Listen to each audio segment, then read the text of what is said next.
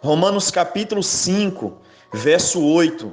Mas Deus prova o seu amor para conosco, em que Cristo morreu por nós, sendo nós ainda pecadores. Aprendemos ontem que o pecado é uma grave ofensa a Deus. O pecado nos mantém distantes de Deus, em estado de perdição e sem salvação. Porém, Deus, em seu santo amor, não deixou a humanidade, não deixou eu e você nesse estado de perdição. João capítulo 3 e verso 16 afirma que Deus amou o mundo de tal maneira que deu seu Filho em resgate do mundo.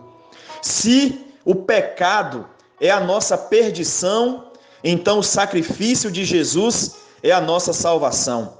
Se o pecado é o veneno, o sacrifício de Jesus é o antídoto. Se o pecado é a doença, o sacrifício de Jesus é a nossa cura. E se o pecado é o maior problema da humanidade, o sacrifício de Jesus é a solução. Sem a morte de Jesus na cruz, ninguém poderia ser salvo. Estávamos todos perdidos. A morte de Jesus abre para a humanidade pecadora o caminho de salvação. Não podemos nos salvar por conta própria. Escute isso. Não podemos nos salvar por conta própria. Nossa bondade, nossa honestidade, nossas obras, tudo isso são incapazes de gerar, são incapazes de produzir salvação. John Stott afirma que a cruz de Cristo é o único fundamento sobre o qual Deus perdoa pecados.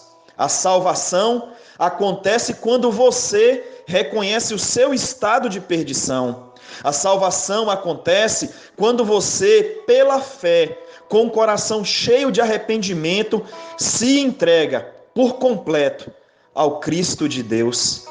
A segunda verdade espiritual é que Cristo morreu por nossos pecados. Jesus foi acusado para que fôssemos justificados. Foi preso para que fôssemos livres. Jesus foi ferido para que fôssemos curados. Foi condenado para que fôssemos salvos. Foi morto para que tivéssemos vida.